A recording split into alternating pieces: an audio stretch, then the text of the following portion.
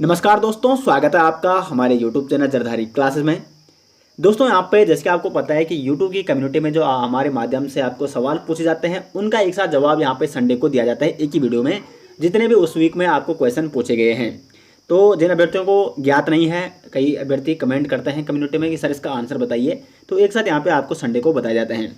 वैसे अधिकांशतः ये क्लास लाइव होती है इस दिन, लेकिन आज किसी कारणवश मैं बाहर हूँ और आज यहाँ पे आपको सीधे डायरेक्ट वीडियो प्रोवाइड की जा रही है, जो भी इस वीक में यूट्यूब कम्युनिटी में क्वेश्चन पूछे गए थे। दोस्तों हम आपके लिए लेकर आ रखे हैं उत्तराखंड जीके ऐप, जिसमें आपको उत्तराखंड सामान्य ज्ञान detail notes, MCQ practice set, Uttarakhand previous year paper, quiz और डेली करंट अफेयर्स देखने को मिलेगा। एप्लीकेशन को डाउनलोड करने के लिए सर्च कीजिए प्ले स्टोर में उत्तराखंड जीके और सर्च रिजल्ट में देखिए उत्तराखंड जनरल नॉलेज के नाम से एसजे ग्रुप का ऐप, और इसको इंस्टॉल कीजिए और इसको एंजॉय कीजिए। और हां, यदि आपको ऐप पसंद आता है तो इससे 5 रेटिंग देना बिल्कुल ना भूलें। आज का फर्स्ट क्वेश्चन है दोस्तों यहाँ पे, मुख्यमंत्री दाल पोषित योजना राज्य में कब शुरू की गई थी? काफ़ी इंपॉर्टेंट क्वेश्चन है, कई अभ्यर्थियों ने बिल्कुल सही जवाब दिया था। तो मुख्यमंत्री दाल पोषित योजना राज्य में शुरू की गई थी 12 सितंबर 2019 को। तत्कालीन मुख्यमंत्री थे त्रिवेंद्र रावत। उन्होंने उत्तराखंड में मुख्यमंत्री दाल पोषित योजना प्रारंभ की 12 सितंबर 2019 को। क्या उद्देश्य था इस योजना का? राशन कार्ड धारकों को, जो राशन कार्ड धारक परिवार है, उनको प्रतिमाह 2 केजी चने की दाल 44 रुपये प्रति केजी की दर से देना। कौन सी दाल देना था? चने की दाल। ये भी आपको ध्यान रखना है। वह जो प्रमुख योजनाओं वाला टॉपिक है या करंट अफेयर्स की जो ई बुक है उसमें आपको ये क्वेश्चन हमने बता रखा है। और हाँ, करंट अफेयर्स ई बुक के बारे में कई अभ्यर्थी सवाल करते हैं, तो लिंक आपको मिल जाएगा करंट अफेयर्स ई बुक ईयरली यानी वार्षिक करंट अफेयर्स उत्तराखंड की। लिंक आपको मिल जाएगा इस वीडियो के डिस्क्रिप्शन में, जहाँ से आप वो करंट अफेयर्स ई बुक ले सकते हैं। क्वेश्चन नंबर 2 है यहाँ पे, टोक्यो ओलंपिक 2020 के उद्घाटन समारोह में भारत के ध्वजावाहक कौन थे?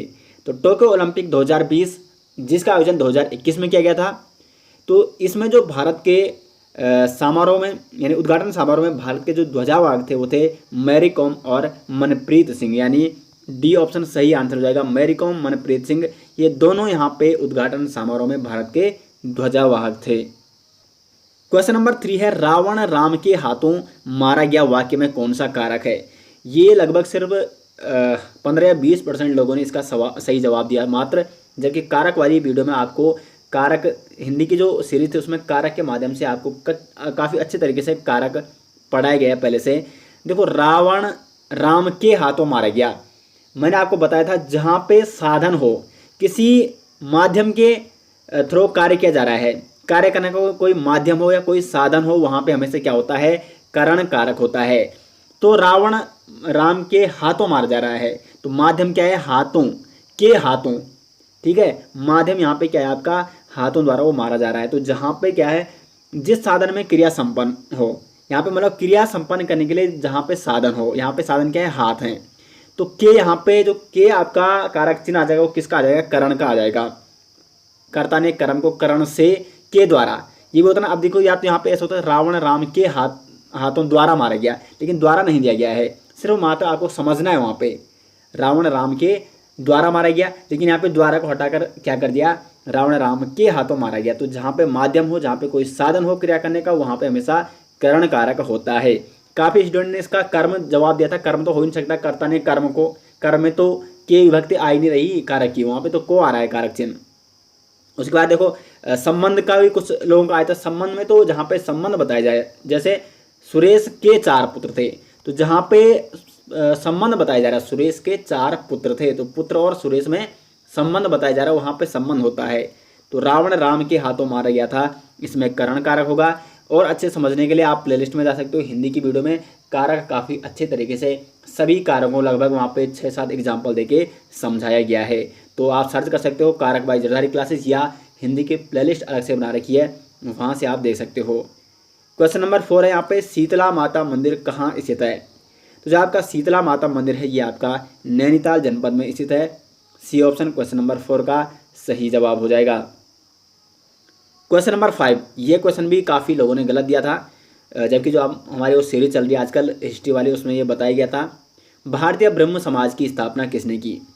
देखो, ब्रह्म समाज अलग है, भारतीय ब्रह्म समाज अलग है। ब्रह्म समाज की स्थापना 1828 में की थी, राजा राम मोहन राय ने 1828 में ब्रह्म समाज की स्थापना की थी। लेकिन भारतीय ब्रह्म समाज की जो स्थापना की थी वो की थी केशवा चंद्र सेन ने।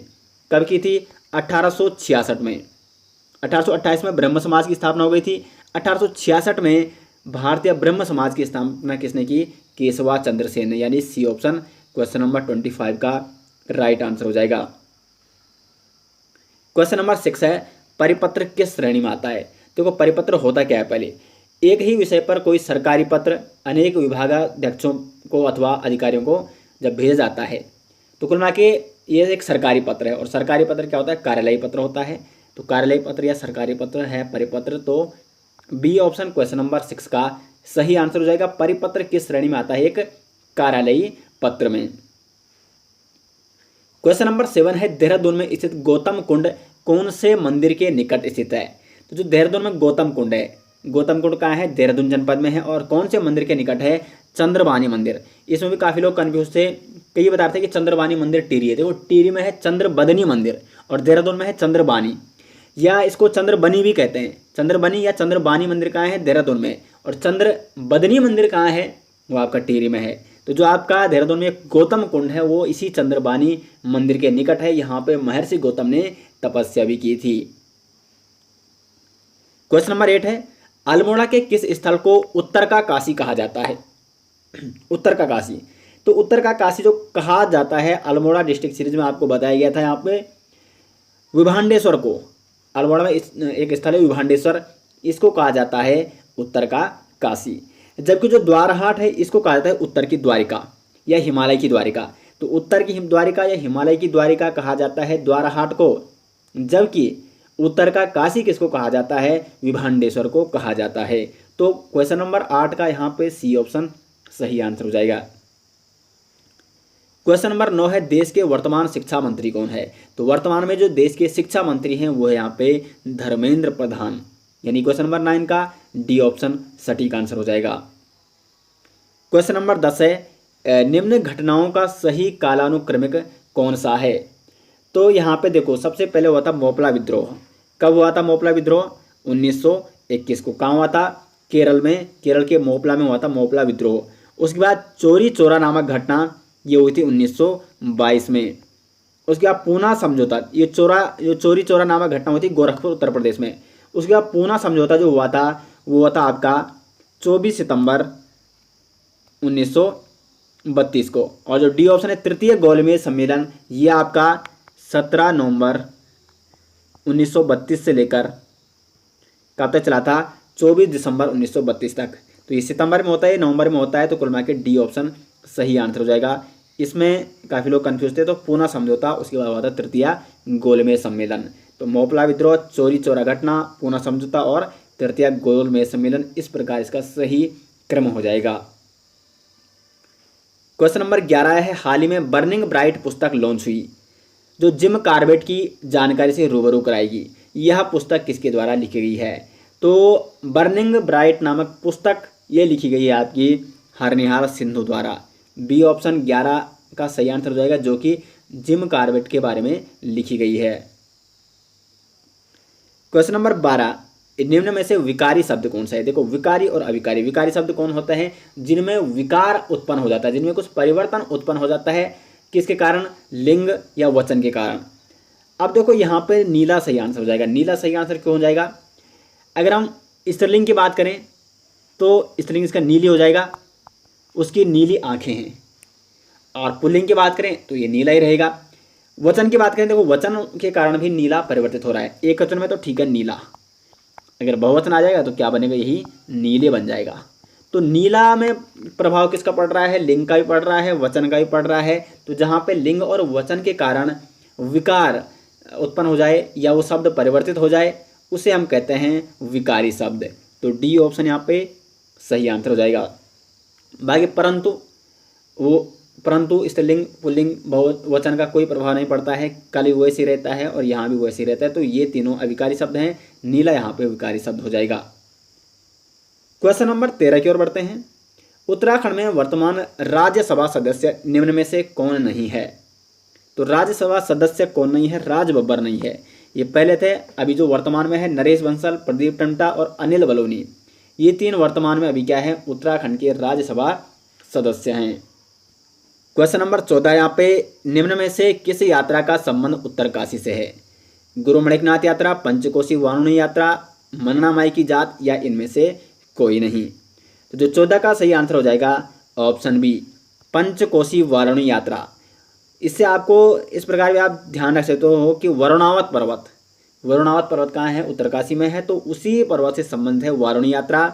लगभग 15 किलोमीटर की पैदल यात्रा होती है और यहाँ पे भागीरथी और वरुणा नदी के संगम से प्रारंभ होती है, फिर वरुणावत पर्वत का चक्कर लगाकर 15 किलोमीटर की यह पैदल यात्रा है और ये संपन्न होती है। तो पंचकोशी वारुणी यात्रा का संबंध है आपका उत्तरकाशी जनपद से।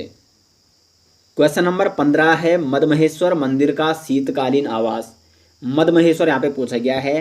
तो मदमहेश्वर मंदिर सबसे पहले बात की कहाँ स्थित, तो ये आपका रुद्रप्रयाग में स्थित है और इसका जो शीतकालीन स्थित है वो है आपका ऊखीमठ में। मदमहेश्वर मंदिर का शीतकालीन आवास कहाँ है? ऊखीमठ में। अब देखो 5 केदारों के बारे में आपको बताया गया है, पंच केदार। तो पंच केदार में अगर हम बात करें केदारनाथ का आपका जो शीतकालीन स्थल है ये आपका कहाँ है? इसका भी आपका ऊखीमठ में है। तो केदारनाथ हो गया और मदमहेश्वर, 2 ऐसे केदार हैं जिनका शीतकालीन आवास ऊखीमठ में है। उसके बाद रुद्रप्रयाग में एक तीसरा केदार है तुंगनाथ, जो कि सबसे ऊंचाई पर स्थित मंदिर है। इसका जो तुंगनाथ का जो शीतकालीन स्थल है वो कहाँ हो जाएगा? मक्कू मठ हो जाएगा। मक्कू मठ, ऊखीमठ और मक्कू मठ। तो 3 केदार आपके रुद्रप्रयाग हैं, जबकि 2 केदार आपके चमोली हैं। कौन कौन से हैं? कल्पेश्वर एक है चमोली में कल्पेश्वर। अब देखो जो कल्पेश्वर मंदिर है इसके कपाट वर्ष भर खुले रहते हैं। तो पंच केदारों में से ऐसा केदार बताइए जिसके कपाट वर्ष भर खुले रहते हैं, वो है आपका कल्पेश्वर। और एक है चमोली में दूसरा रुद्रनाथ। इसका जो शीतकालीन आवास है वो है गोपेश्वर का गोपीनाथ मंदिर। तो 5 केदारों के बारे में आपको बताया गया है। 3 केदार तुंगनाथ, केदारनाथ और मदमहेश्वर ये रुद्रप्रयाग में है और अन्य 2 केदार कल्पेश्वर और रुद्रनाथ ये आपके चमोली जनपद में है। तो पंच केदारों के आपको यहाँ पे वही बताए गए हैं शीतकालीन आवास। इनमें से जो आपका ये रुद्रनाथ है, कल्पेश्वर, इसके वर्ष भर कपाट खुले रहते हैं। क्वेश्चन नंबर 16 यहाँ पे, ब्रिटिश सरकार ने भारत सरकार अधिनियम 1919 की समीक्षा के लिए एक भारतीय संवैधानिक आयोग नियुक्त किया था। इस आयोग को नाम से जाना जाता है, यानी किस नाम से जाना जाता है? तो देखो जब भारत सरकार अधिनियम 1900 लाया गया तो उसके बाद उसके लगभग कुछ समय बाद एक कमीशन का आयोजन यहाँ पे किया गया। एक कमीशन बनाया गया था जिसका मुख्य उद्देश्य क्या था? भारत में संवैधानिक स्थिति के बारे में जानना, भारत में कामकाज कैसे चल रहा है वो स्थिति पर रिपोर्ट तैयार करना। तो उसे कहा गया साइमन कमीशन। भारत आया था फरवरी 1928 को। अब इसमें एक दिक्कत ये थी कि जो ये साइमन कमीशन था इसको व्हाइट मैन मशीन भी कहा जाता है। क्यों कहा जाता है? क्योंकि उसमें सभी लोग अंग्रेज थे, ब्रिटिशर्स थे, इसलिए भारत में इसका विरोध किया गया। क्योंकि यदि आपको भारत की स्थिति के बारे में जानना है, भारत में संवैधानिक स्थिति कैसी है, तो वो भारत के लोगों से बेहतर किसको पता होगा? तो जो बाहर के लोग हैं, जो अंग्रेज हैं, वो कैसे इस स्थिति का जायजा ले पाएंगे? तो इसमें कुल मिला के इसका विरोध का कारण यही था कि इसमें सभी लोग अंग्रेज थे, इसलिए इसको व्हाइट मैन मशीन भी कहा गया। तो साइमन कमीशन फरवरी 1928 में भारत आया था। क्वेश्चन नंबर 17 है, इनमें से एकवचन और बहुवचन का कौन सा युग्म सही नहीं है? तो देखो घोड़ा एक वचन है, इसका बहुवचन होता है घोड़े। आंसू, तो यहाँ पे जो सही आंसर हो जाएगा ऑप्शन बी, क्योंकि आंसू एक वचन में भी आंसू कहते हैं और बहुवचन में भी आंसू ही इसको कहते हैं। बहुत सारे आंसू गिर रहे हैं, वाक्य अगर हम प्रयोग करेंगे बहुत सारे आंसू गिर रहे हैं, आपने ये नहीं देखा होगा कि बहुत सारे आंसुओं गिर रहे हैं, क्योंकि अगर ये बहुवचन होता आंसू का तो वाक्य प्रयोग क्या होता? बहुत सारे आंसुओं गिर रहे हैं। लेकिन हम क्या प्रयोग करते हैं? बहुत सारे आंसू गिर रहे हैं। इसका मतलब आंसू क्या है? आपका बहुवचन के रूप में ही प्रयोग होता है। आंसू क्या है? एक वचन में भी आंसू ही कहते हैं, बहुवचन में भी आंसू कहते हैं। तो बी ऑप्शन क्वेश्चन नंबर 17 का सही आंसर हो जाएगा। आंसू गिर रहे हैं या आंसू गिर रहे हैं। आगे बढ़ते हैं क्वेश्चन नंबर 18 की ओर। उत्तरकाशी जनपद के जाड़ भोटिया जनजाति का प्रसिद्ध मेला, तो ये हो जाएगा लोसर मेला, जो कि उत्तरकाशी जनपद के जाड़ भोटिया जनजाति का प्रसिद्ध मेला है। लोसर मेला सही आंसर हो जाएगा। क्वेश्चन नंबर 19 है, निम्न में से नैनीताल जनपद में स्थित जलप्रपात, तो नैनीताल में जो जलप्रपात है वो है आपका वुडलैंड जलप्रपात हो जाएगा नैनीताल में। अब देखो यहाँ पे जो हार्डी जलप्रपात है ये कहाँ है आपका, मसूरी देहरादून में है। भुरमुनी जलप्रपात पिथौरागढ़ में है। कहाँ है, पिथौरागढ़ जनपद में है भुरमुनी जलप्रपात। और खेड़ी जलप्रपात उत्तरकाशी में है। जलप्रपात वाली वीडियो जिसने नहीं देखा है, सभी जलप्रपात बताए गए हैं, सर्च कर सकते हो उत्तराखंड के जलप्रपात बाई जरधारी क्लासेस यूट्यूब में आपको वीडियो मिल जाएगी। बाकी सभी कुंड भी आपको बताए गए हैं उत्तराखंड के, जितने भी गर्म और ठंडे कुंड हैं। क्वेश्चन नंबर 20 है, प्रधानमंत्री नरेंद्र मोदी ने भारत और किस देश के बीच मैत्री सेतु का उद्घाटन किया है। तो प्रधानमंत्री नरेंद्र मोदी ने 9 मार्च 2021 को वीडियो कॉन्फ्रेंसिंग के जरिए भारत और बांग्लादेश के बीच एक मैत्री सेतु पुल का उद्घाटन यहाँ पे किया है। मैत्री सेतु का उद्घाटन किया है। ये किस नदी पर है, फेनी नदी पर। कौन सी नदी पर है मैत्री सेतु, फेनी नदी पर है। और ये भारत के सबरूम और बांग्लादेश के रामगढ़ को ये जोड़ता है। तो बी ऑप्शन 20 का सही आंसर हो जाएगा यहाँ पे। क्वेश्चन नंबर 21 है, एनी बेसेंट ने होम रूल लीग की शुरुआत कहाँ से की। एनी बेसेंट ने जो होम रूल लीग की शुरुआत की थी वो की थी मद्रास से। बी ऑप्शन सही आंसर हो जाएगा।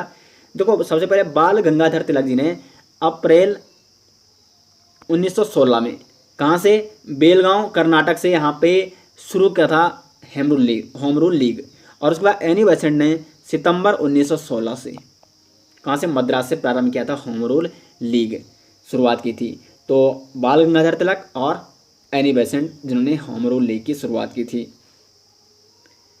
क्वेश्चन नंबर 22 है, प्रेमचंद के फटे जूते किसकी रचना है। तो जो प्रेमचंद के फटे जूते हैं ये रचना है आपकी हरिशंकर परसाई जी की। डी ऑप्शन 22वां का सही आंसर हो जाएगा। इनके कुछ अन्य उपन्यास है हरिशंकर परसाई के, ज्वाला और जल और तट की खोज। क्वेश्चन नंबर 23 है, काली नदी व सरयू नदी का संगम स्थल। तो जो काली और सरयू नदी का संगम स्थल है वो है आपका पंचेश्वर में। अब देखो आपको नदी सिस्टम काफ़ी अच्छे से मैप के माध्यम से समझाया था।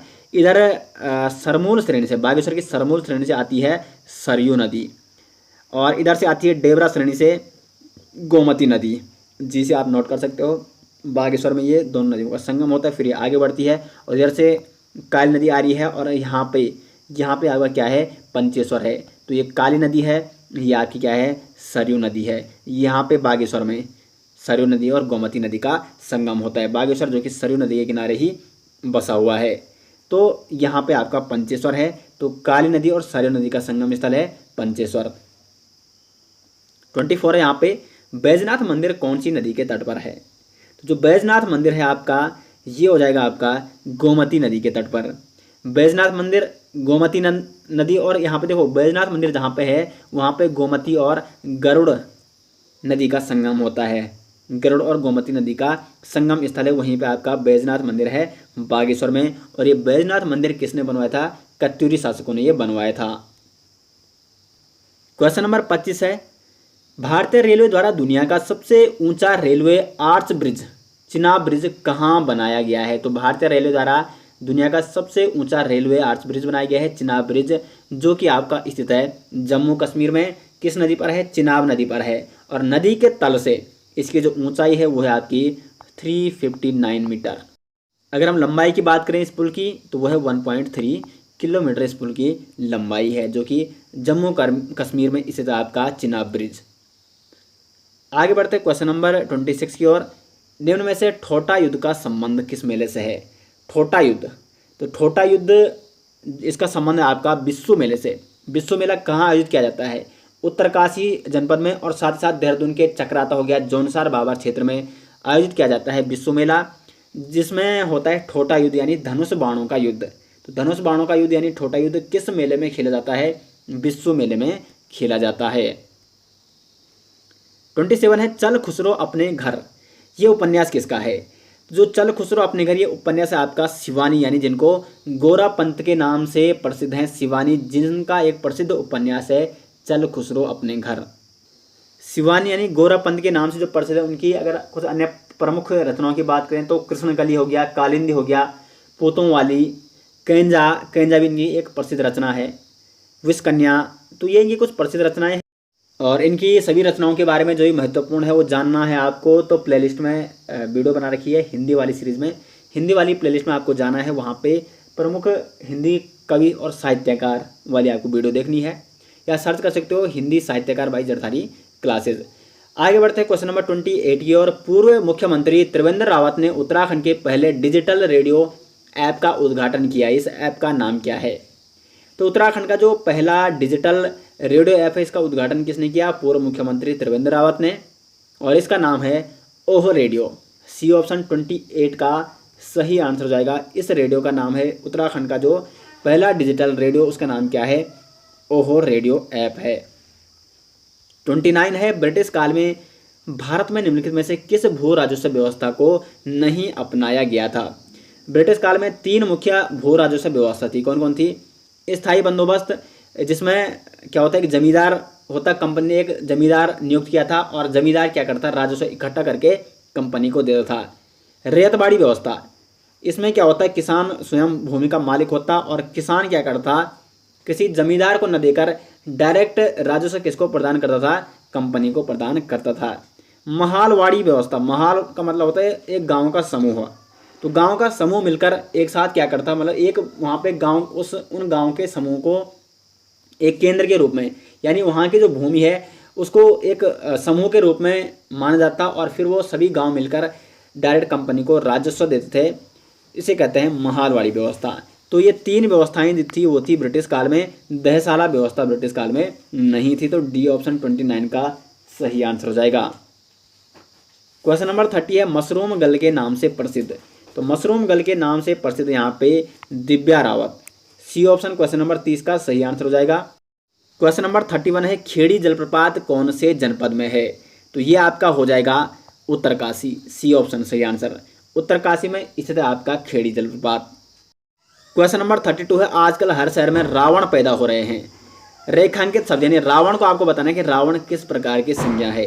तो यहाँ पे देखो रावण हो जाएगा जातिवाचक संज्ञा। क्यों हो जाएगा? रावण का अर्थ क्या है यहाँ पे? आजकल हर शहर में रावण पैदा हो रहे हैं। रावण पैदा हो रहे हैं यानी रावण के जैसे लोग पैदा हो रहे हैं। लोग जब यहाँ पे आ गए इसका मतलब वो बहुत सारे लोग हैं और वो रावण जैसे वो लोग हैं, यानी जिस प्रकार रावण था, रावण के जो लक्षण है उनमें भी पाए जाते हैं। तो उनका एक क्या हो गया? वो जाति हो गई रावण की। यहाँ पे अभी क्या है? रावण अभी एक जाति का बोध करा रहे हैं लोग। तो यहाँ पे रावण जातिवाचक संज्ञा हो जाएगा। लेकिन यदि यहाँ पे आता है कि राम ने रावण को मारा, तब यदि रावण आ तो रावण वहाँ पे व्यक्तिवाचक संज्ञा था, क्योंकि रावण एक वहाँ पे पर्टिकुलर व्यक्ति हो गया। वहाँ पे सिर्फ हम किसकी बात कर रहे हैं? उस रावण की बात कर रहे हैं जिसको राम ने मारा था। लेकिन यहाँ पे जो रावण है वो उस रावण की बात नहीं है, बल्कि रावण के जैसे लोगों की यहाँ पे बात हो रही है।